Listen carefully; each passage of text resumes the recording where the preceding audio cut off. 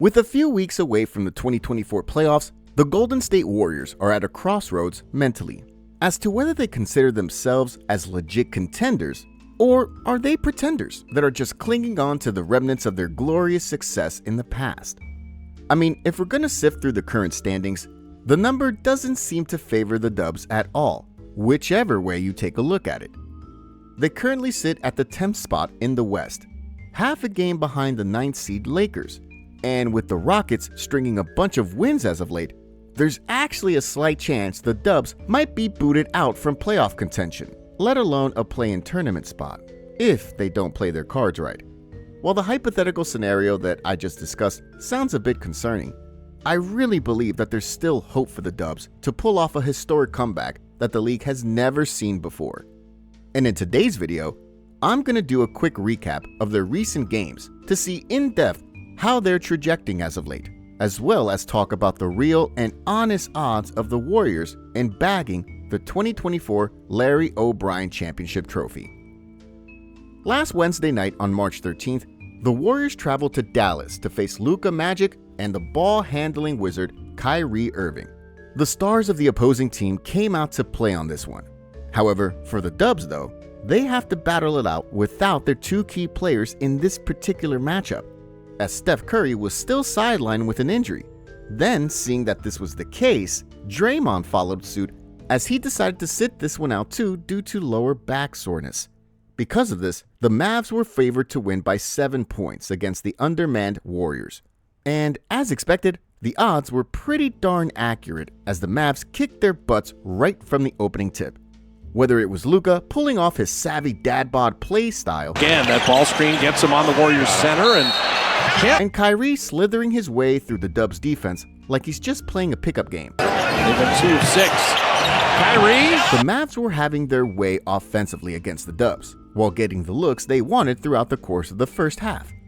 Luka and his pals were essentially walking all over the Dubs, and to add insult to injury, Luka Magic was smiling every time he dropped a bucket on them.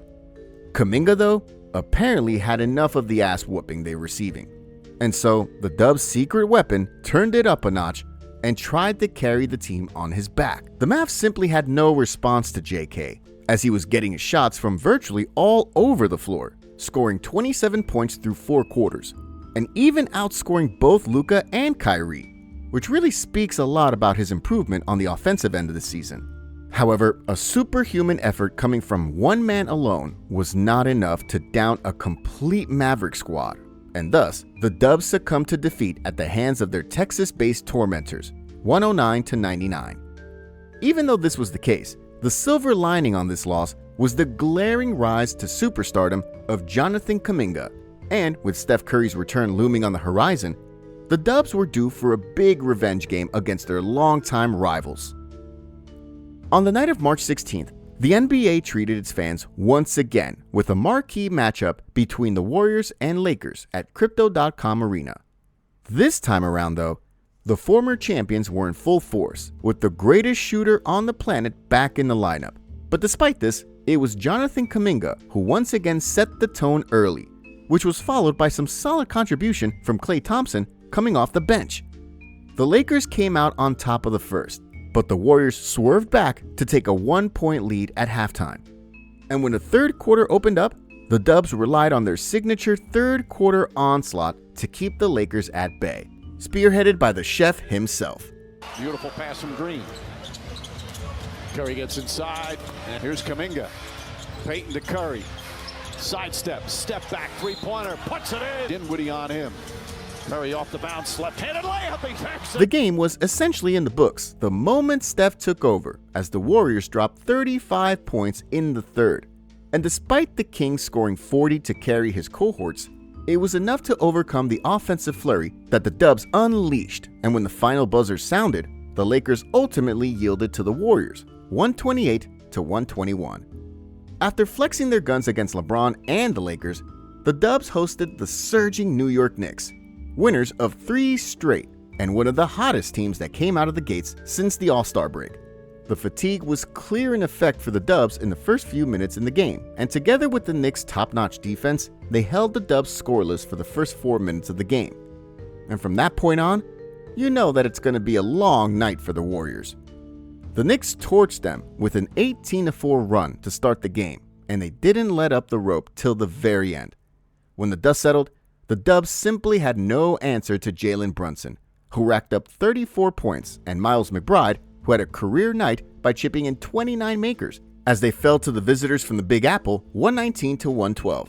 Despite the loss though, the Warriors quickly shrugged off the stretch of defeat 2 days later when they hosted the struggling Memphis Grizzlies without Ja Morant. As expected, the Warriors came in as the heavy favorites in this one. The moment the opening buzzer rang off, the boys from the Bay Area showed the Grizzlies who's the boss by asserting their dominance in the first half. Said to me, what's the common theme up here with everybody? I said, I don't know what. Proven for him. Where's the biggest? Just decision making a little bit. Curry. G.G. Jackson. Good boy. Points. We're in the first 8 minutes. Kuminga, nice fake. And just like what happened in the Lakers game, they carried the momentum of their hot start in the following quarter as they outscored the Grizzlies 35-25 to establish a comfortable margin by halftime. From that point on, it was clear that the Dubs had the game in the bag, and after triggering another third quarter scoring barrage, the Grizzlies were unable to weather the storm. And that proved to be the final blow to this game, as the Dubs closed this one out with a big 137-116. So, after taking a look at their performance in the last 4 games, the big question now is, are they true contenders for the championship or not? Well, in my honest opinion, I really think that the Warriors have a good shot of having a deep run and ruining the odds of bookmakers because of the following reasons. Reason number 1, Jonathan Kuminga. After mostly sitting in his first 2 seasons in the NBA, the Warriors finally unleashed this young beast this season. And so far, he's been living up to expectations.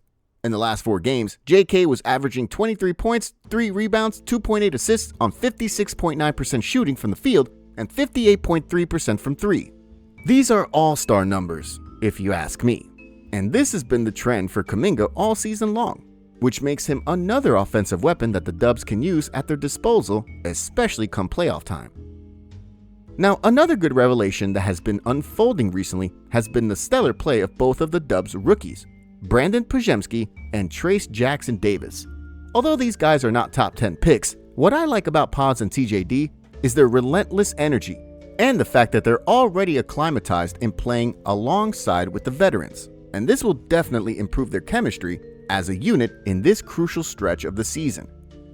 Aside from the surprise rise of Kuminga to superstar level and the solid play of their super rookies, the other guys that have been missing in action all season long, like Klay Thompson and Andrew Wiggins, are slowly finding their footing. And what better way for them to peak at the right time with the playoffs looming on the corner? I mean, Wiggins was playing like his old self during his last 4 outings, averaging 15.5 points, 7.3 rebounds, and 1.3 assists. Meanwhile, Klay seems to have found his second wind as of late, and he looks pretty comfortable in his new role, as his overall stats are far better whenever he comes off the bench. Anyway, I wouldn't bet against the Warriors team that is firing on all cylinders while peaking at the right time.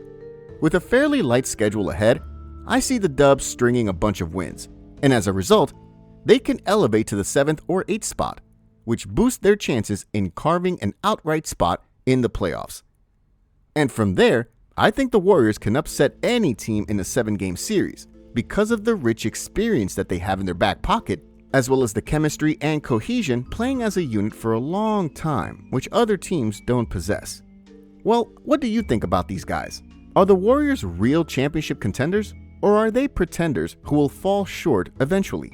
Let me know your thoughts on this by putting your comments below. And until then, see you in the next video.